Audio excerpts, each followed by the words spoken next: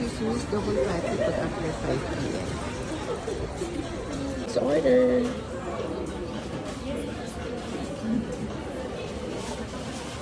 Meron silang ano dito after 5 p.m.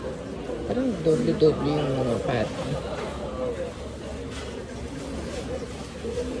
Like this one. Like this one. Tignan nyo natin yung kanat ko. 340 lang. Diba? Kapag this one. What's buy 100?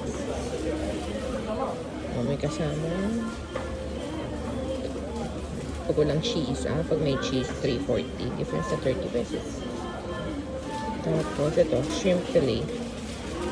610 lang. Dalawa na ang patty. Mga kalula. I'll order na lang cheeseburger.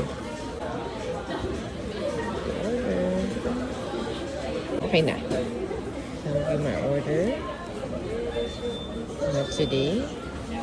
Take away. Complete order. I have no receipt. Suika. Okay. Okay. Number 9.